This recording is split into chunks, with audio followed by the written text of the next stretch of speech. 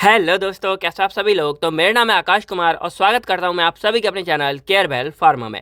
तो आज के इस वीडियो में हम लोग बात करेंगे अपने सब्जेक्ट एचएपी सेकंड के द मोस्ट इंपॉर्टेंट क्वेश्चंस के बारे में। तो ये हमारी सेकंड सेमेस्टर के इंपॉर्टेंट क्वेश्चन की चौथी वीडियो है। इससे पहले हमने अपने subject biochemistry, pharmaceutical, organic chemistry first और पैथोफिजियोलॉजी के इंपॉर्टेंट क्वेश्चन ऑलरेडी कवर कर लिए हैं। अगर आपने नहीं देखे हो तो डिस्क्रिप्शन में आपको लिंक मिल जाएगी, जाके चेकआउट कर सकते हो। अब हम बात करेंगे यहाँ पे एचएपी सेकंड के बारे में। तो देखो यहाँ पर जो है इसके क्वेश्चन हमारे तैयार हैं, लेकिन इससे पहले हम जो है थोड़ी सी इस वीडियो के बारे में बात करते हैं जो आपके लिए काफ़ी ज़्यादा हेल्पफुल रहेंगे। तो देखो, सबसे पहली बात यह है कि ये जो हमारा सब्जेक्ट है एचएपी सेकंड जो है, इसकी फुल फॉर्म और इसकी डेफिनेशन आपको सबसे पहले कमेंट सेक्शन में लिख के बतानी है। बाकी यहाँ पर जो इस वीडियो का लाइक एम भी 1000 लाइक्स रखते हैं तो आप इतने बड़े आराम से करा दोगे। अब देखो यहाँ पर बात करें तो जितने भी हमारे क्वेश्चन हैं वो सारे के सारे हमारे यूनिट वाइज हैं और अकॉर्डिंग टू पीसीआई है, यानी कि अगर आपका कॉलेज पीसीआई को फॉलो करता है तो ये सारे क्वेश्चन आपके काम आएंगे। अब देखो, ये जो हमारा सब्जेक्ट है ना, ये एक तरह से हमारा अपग्रेड वर्जन है एचएपी वन का। यानी कि एचएपी वन जो आपने फर्स्ट सेमेस्टर में देखी थी तो उसमें हमारे बॉडी के जितने ऑर्गन्स थे, सिस्टम थे, सारे थे। अब यहाँ पे उनके अपग्रेड वर्जन है जो हमारे उस फर्स्ट सेमेस्टर में कवर नहीं थे, वो हम यहाँ पे पढ़ेंगे। तो इससे ये हो जाता है कि आपके लिए इंटरेस्टिंग काफ़ी हो जाता है। और इसका फ़ायदा क्या है, अब अगर मान लो कोई भी क्वेश्चन आता है, मान लो यहाँ पे डाइजेस्टिव सिस्टम के ऊपर क्वेश्चन आ गया, तो देखो इतना तो आपको पता ही है कि आपकी बॉडी का जो डाइजेस्टिव सिस्टम है वो कैसे काम करता है, तो थोड़ा बहुत आप उसके बारे में लिख के आ ही जाओगे। अगर कुछ भी ना पढ़ो तब बता रहा हूँ। तो इतना निश्चय है कि आप इस सब्जेक्ट में फेल नहीं होने चाहिए, बहुत आराम से पास हो जाओगे। बाकी ये अगर क्वेश्चन करके जाते हो तो बहुत अच्छे मार्क्स ला सकते हो। अब यहाँ पर अगर बात करें तो इसमें सबसे ज़्यादा मोस्ट इंपोर्टेंट यूनिट हमारी आती है यूनिट 1 और यूनिट 2, और यूनिट 3 भी वैसे हमारी बराबर में ही आ जाती है, क्योंकि ये 3 यूनिट ऐसी हैं जिनसे क्वेश्चन हमारे काफ़ी ज़्यादा बनते हैं और सिलेबस भाई इनका ज़्यादा है, तो इसमें क्वेश्चन हमारे काफ़ी ज़्यादा आ जाते हैं। ठीक है, इसके बाद हमारी यूनिट 4 और 5 में कुछ कुछ क्वेश्चन आते हैं। तो देखो, ये सब्जेक्ट हमारा ऐसा ही है कि इसमें से क्वेश्चन हमारे काफ़ी ज़्यादा बदल कर और ज़्यादा बन सकते हैं। हम सभी के बारे में बात कर लेंगे। बाकी यहाँ पर मैं 3 वीडियो आपको रिकमेंडेड करना चाहूँगा। पहली हमारी होगी how to write exam answer writing sheet. जैसे आप पूछते हो ना सर कितने लिखे, 4 पेज भरे, 2 पेज भरे, 3 भरे, इसके ऊपर ऑलरेडी एक वीडियो है, डिस्क्रिप्शन में लिंक मिलेगी, जाके आप चेकआउट कर सकते हो। फिर एक how to pass in pharmacy, ये एग्जाम के एंड टाइम पर आप कैसे पास हो सकते हो, कुछ टिप्स एंड ट्रिक्स हैं जो आपके काम आएंगी। और लास्ट में हम जो है 2 मार्क्स के इंपोर्टेंट क्वेश्चन की वीडियो देंगे, जो एक तरह से आपकी निचोड़ वीडियो होगी, जिसमें आपको 5 यूनिट का एक समराइज वर्जन मिलेगा। तो इसको तो बिल्कुल भी मिस मत करना। आप अपने सीनियरों से पूछ सकते हो कि इसकी क्या वैल्यू होती है। चलिए, तो सबसे पहले अगर हम बात करें अपने यूनिट 1 के बारे में, तो यूनिट 1 में हमारे 2 चैप्टर हैं, एक नर्वस सिस्टम है, एक सेंट्रल नर्वस सिस्टम है। अब इन दोनों में जो सबसे ज़्यादा मोस्ट इंपोर्टेंट है वो हमारा सेंट्रल नर्वस सिस्टम है। इसी में से क्वेश्चन हमारे ज़्यादातर बनते हैं। तो यहाँ अगर देखा जाए तो क्वेश्चन बन सकता है डिफाइन नर्वस सिस्टम, और इसमें जो है डिटेल्स अबाउट न्यूरॉन, यानी कि जो न्यूरॉन हमारा है नर्वस सिस्टम का पार्ट, इसका डायग्राम वगैरह बना के इसको डिफाइन आपको करना पड़ेगा। जो 5 पार्ट्स हैं, आपका ये क्वेश्चन हो जाएगा। ठीक है, इसके अलावा कई बार ये अलग से शॉर्ट में आ जाता है 5 नंबर में, या कई बार जुड़कर आ जाता है classification and properties of nerve fibre वाला। तो ये और ये क्वेश्चन हमारा इंपॉर्टेंट है, मोस्ट इंपॉर्टेंट भी आप बोल सकते हो, लेकिन मोस्ट इंपॉर्टेंट नहीं है। तो यहाँ पर आप इनको मोस्ट इंपॉर्टेंट क्वेश्चन मान सकते हो कि ये आने के चांस काफ़ी ज़्यादा रहते हैं। फिर हमारे यहाँ पे नोट की तरह पढ़ लेना कि इलेक्ट्रोफिजियोलॉजी ऑफ हार्ट क्या होता है, एक्शन पोटेंशियल क्या होता है, इसके कुछ हमारे 4 फेसेस होते हैं, तो इनके बारे में थोड़ा सा नज़र डाल लेना। फिर हमारा न्यूरो ह्यूमरल ट्रांसमिशन, ये कई बार आ सकता है, और न्यूरो ट्रांसमीटर के बारे में पढ़ लेना, ये थोड़ा सा इंपॉर्टेंट है, आ सकता है हमारा। तो देखो यहाँ पर अगर देखा जाए ना, तो ये क्वेश्चन हमारे इंपॉर्टेंट है, लेकिन 100% श्योरिटी नहीं है कि ये क्वेश्चन हमारे आएंगे ही आएंगे। कि इसको नर्व फाइबर को थोड़ा बहुत देख सकते हो और इलेक्ट्रोफिजियोलॉजी हार्ट को थोड़ा सा देख सकते हो। ये हमारा 2 नंबर वगैरह में आ जाता है। तो इतना है इसके बारे में। बाकी जो नेक्स्ट हमारा सीएनएस वाला है ना, इसमें हमारे आते हैं मोस्ट इंपोर्टेंट क्वेश्चन। तो सबसे पहला हमारा जो ब्रेन है, ब्रेन के बारे में तो डेफिनेटली एक क्वेश्चन आपको देखने को मिलेगा कि एक तो इसका पूरा मतलब ब्रेन क्या होता है, डिटेल्स नोट, इसमें इसका डायग्राम आ जाता है, स्ट्रक्चर फंक्शन हो गया। इसके बाद ब्रेन के हमारे डिफरेंट पार्ट्स कौन से होते हैं, तो मेनली 3 पार्ट्स हैं हमारा, सेरिब्रम, सेरिबेलम और ब्रेन स्टेम। और इसमें से मोस्टली हमारा सेरिब्रम और सेरिबेलम में से कोई सा भी एक दे देते हैं, यानी कि पूरा नाइट नोट ऑन ब्रेन और उसके बाद Geva detail note on cerebrum या फिर सेरिबेलम। तो इसमें से ये वाला क्वेश्चन हमारा मोस्ट इंपोर्टेंट है। फिर हमारे इसमें सेकंड में आता है discuss in details about the composition, formation and circulation of CSF, यानी कि सेरिवो स्पाइनल फ्लूइड। तो ये हमारा ब्रेन के अंदर का ही पूरा एक फ्लूइड होता है जो ब्रेन को सेफ्टी प्रोवाइड करता है। तो इसके ऊपर भी, यानी कि अगर देखोगे ना, सारा कुछ कनेक्टेड है। अगर आप एक बार अच्छे से पूरे ब्रेन के बारे में पढ़ोगे तो आपको CSF वगैरह भी मिल जाएगा, स्पाइनल कॉर्ड, सारा कुछ लगभग आपको मिल जाएगा। तो इसके बारे में देख लेना, ये हमारा इंपॉर्टेंट क्वेश्चन है। फिर हमारा यहाँ पे थर्ड क्वेश्चन बनता है right a detail note on spinal cord with diagram.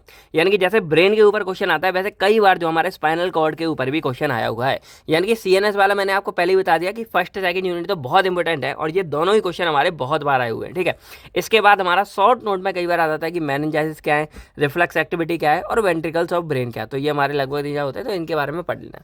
तो ये लगभग क्वेश्चन है, ये मेन हमारे ये दो बहुत मतलब ये वाला सबसे इंपॉर्टेंट है ब्रेन के बारे में, फिर स्पाइनल कॉर्ड और सीएसएफ को भी आप यहाँ पे अच्छे से देख लेना। तो ये कुछ हमारे 4-5 क्वेश्चन, ज़्यादा ही क्वेश्चन बन गए लेकिन फर्स्ट यूनिट से हमारे इतने ही लगभग आते हैं। बात करें हम अगर यूनिट सेकंड के बारे में, तो यहाँ पर देखो डाइजेस्टिव सिस्टम के ऊपर आपको पूरा एक ब्रॉड डिटेल्स में पढ़ लेना है, क्योंकि डाइजेस्टिव सिस्टम वाला हमारा बहुत इंपॉर्टेंट है। इसमें से बहुत सारे क्वेश्चन हमारे बनकर आते हैं। अब देख लेते हैं क्या क्या। तो अगर आप इसको एक बार डिटेल्स में अच्छे से पढ़ लेते हो स्टार्टिंग से एंड तक, यानी कि आपने जब हमारा माउथ में कोई भी पार्टिकल जाता है, कोई भी खाना जाएगा, वहाँ से लेकर हमारा एनएस से बाहर निकलने तक का पूरा सिस्टम आपको डाइजेस्टिव सिस्टम होता है वो पूरा आपको अच्छे से जानना पड़ेगा। अब यहाँ पे या तो पूरा डिटेल नोट आ जाएगा 10 नंबर में, तो आपको सारी ही बातें लिख के आनी पड़ेंगी। कई बार जो है इसको ऐसे आ जाता है कि डिफरेंट वेरियस ऑर्गन या टाइप्स क्या है, तो वो भी इसी के अंदर आएगा। अब इसमें सैलिवरी ग्लैंड के ऊपर या स्मॉल इंटेस्टाइन या लार्ज या फिर स्टमक, इन चारों में से किसी के ऊपर भी आपको डिटेल्स में थोड़ा सा लिखने के लिए आ जाएगा। यानी कि बस डिटेल्स का मतलब कुछ भी नहीं होता, जो फंक्शन आप सबके साथ लिखोगे ना वही होगा, बस इनका एक डायग्राम आपको थोड़ा सा देखो। एचएपी है ना, तो यहाँ डायग्राम आपके लिए बहुत बहुत इंपॉर्टेंट, बहुत मार्क्स का होता है। तो जो कोई भी ग्लैंड हो, सैलिवरी हो, स्मॉल इंटेस्टाइन, लार्ज, सबके आप सेपरेटली, यानी कि जो बड़ा वाला डाइजेस्टिव सिस्टम तो बनाओगे, लेकिन इनके अलावा इनका सेपरेट भी आपको बना के आना पड़ेगा, तब आपको जो है 10 मार्क्स मिलेंगे कंप्लीट। तो इस वाले डिटेल्स को मिस मत करना। कई लोग क्या करते हैं कि भाई बड़ा वाला तो पूरा डाइजेस्ट सिस्टम बना देते हैं, लेकिन इसको मिस कर देते हैं जो स्मॉल वाले होते हैं। तो इनको भी अलग से आपको सेपरेट तरीके से बना के आना पड़ेगा, तब आपको अच्छे मार्क्स मिलेंगे। इसके अलावा जो पूरा डाइजेशन है ना, तो इसका फिजियोलॉजी ऑफ डाइजेशन, यानी कि डाइजेशन एक्चुअल में होता कैसे है, लिखना डाइजेस्ट सिस्टम में क्या है, वही डाइजेशन के बारे में। तो वही पूरी प्रोसेस आपको फिजियोलॉजी के अंदर भी लिखने को आ सकती है। और यहाँ पे जो हार्मोन्स हमारे कौन कौन से रिलीज होते हैं, तो जैसे HCl हमारा एक तरह से एसिड है, लेकिन बाइल जूस हो गया, हमारा पेप्सिन हो गया, पैनक्रियास से आ गया एक, तो ये जो हमारे हार्मोन्स है, यानी कि क्या क्या सीक्रेट होता है, सारे का सारा ही आप यहाँ पे लिख देना। तो इस तरह पूरा कंप्लीट आप डाइजेस्टिव बन के आओगे। बाकी मैं इसको करा दूंगा सॉल्यूशन वाइज, तो आपको कंप्लीट मिल ही जाएगा। ठीक है, इसके अलावा यहाँ पे आता है क्या, क्वेश्चन शॉर्ट में बन जाते हैं। ये तो पूरा लॉन्ग वाला हो गया 10 नंबर में या आरजीबी में 15 नंबर में। शॉर्ट में क्या बनते हैं, role of pepsin in digestion of protein, यानी कि पेप्सिन का क्या रोल होता है। दूसरा यहाँ पे क्या है, स्ट्रक्चर ऑफ लीवर, लीवर भी हमारा क्या करता है, एंजाइम रिलीज करता है, उसका क्या है। और रोल ऑफ वाइल जूस, जो गॉल ब्लैडर हमारा वाइल जूस देता है ना, उसका क्या रोल है यहाँ पे।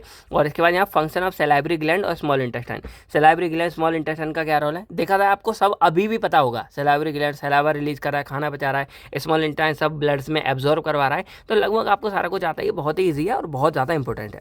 फिर यहाँ पे सबसे ज़्यादा और इंपॉर्टेंट, यानी कि ये तीनों ही वैसे बहुत इंपॉर्टेंट है, तीसरा आता है discuss acid production in stomach, यानी कि पेट के अंदर हमारा एसिड कैसे प्रोड्यूस होता है, जो HCl है वो कैसे प्रोड्यूस होता है और उसकी रेगुलेशन कैसे होती है, यानी कि जो पैरासिम्पैथेटिक नर्वस सिस्टम है वो कब इसको ज़्यादा रिलीज कर रहा है, कब इसको कम रिलीज करवा रहा है, तो ये कैसे इसका रेगुलेट हो रहा है, कम ज़्यादा कैसे हो रहा है, ये सारी ही बातें हमारी एग्जाम में आ जाती हैं। इसके अलावा जो सबसे आखिरी में क्वेश्चन बनता है, जो हमारा बायो एनर्जेटिक्स में है कि मैकेनिज्म ऑफ एटीपी फॉर्मेशन, तो इसको आप जो है बायोकेमिस्ट्री में बहुत अच्छे से पढ़ चुके हो, कैसे क्या होता है, BMR वगैरह, तो वहाँ से आप इसको कर सकते हो। तो ये हमारे हो गए। तो ये मैंने आपको पहले ही बता दिया कि यूनिट 1 और 2 हमारी बहुत इंपॉर्टेंट है, ये सारी चीज़ें आप देख सकते हो।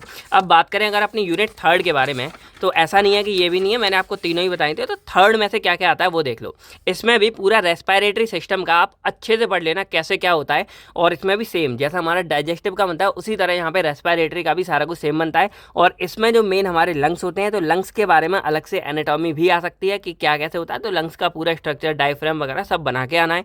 और मैकेनिज्म ऑफ रेस्पिरेशन, यानी कि पूरी प्रोसेस, जैसे हमारा माउथ से ऑक्सीजन के साथ एयर अंदर जा रही है, फिर वो हमारा एल्वलाइज में जाके ऑक्सीजन को छोड़ रहा है, वहाँ से CO2 वापस ले रहा है, ये पूरा मैकेनिज्म आपको अच्छे से आना चाहिए। उसके बाद यही मैकेनिज्म, जो हमारे जो मैकेनिज्म है वही हमारा अलग से क्वेश्चन, यानी कि देखा जाए ये दोनों क्वेश्चन हमारे सेम है कि demonstrate the process of oxygen and CO2 transport in blood.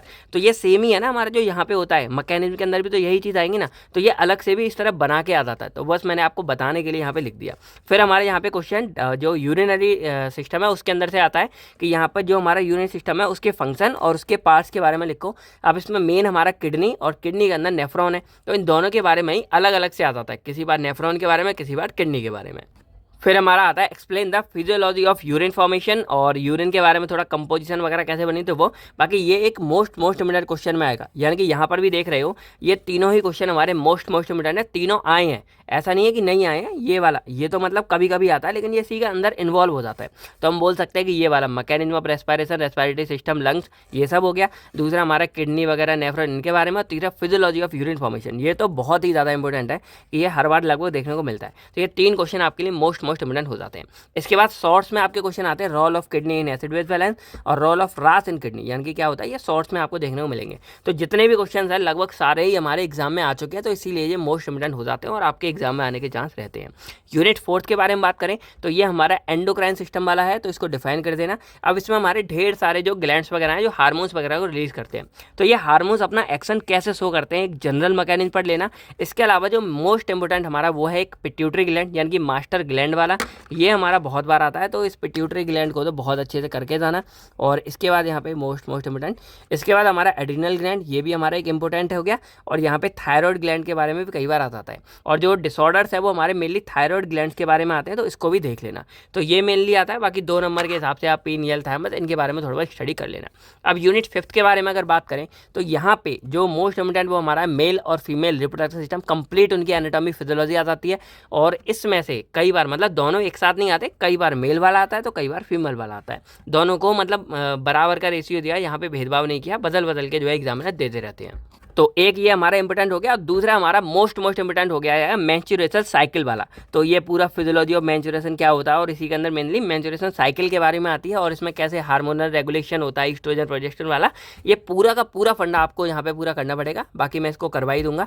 तो ये बहुत इंपॉर्टेंट है, इसको अच्छे से कर लेना, ठीक है।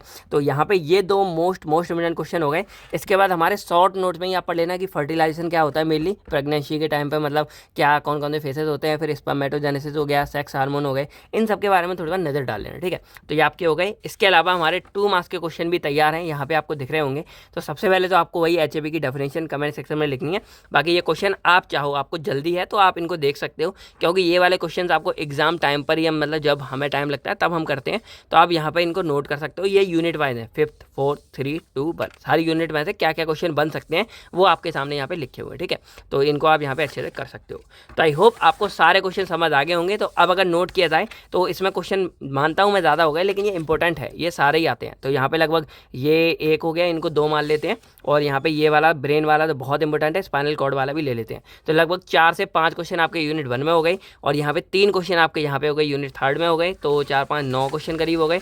और इसके बाद अगर बात की जाए यहाँ पे तो 3rd यूनिट में तो लगभग आपके यहाँ पे एक ये मोस्ट इंपॉर्टेंट हो गया, उसके बाद ये हो गया, और यहाँ पे ये हो गया। तो 3 क्वेश्चन यहाँ पे और ले लो तो लगभग 12 हो गए, और यहाँ पे 13, 14 और एक इसको मान लो पिट्यूटरी वगैरह, तो 15-16 क्वेश्चन लगभग आपके यहाँ पे बनते हैं, जो बहुत इंपॉर्टेंट है।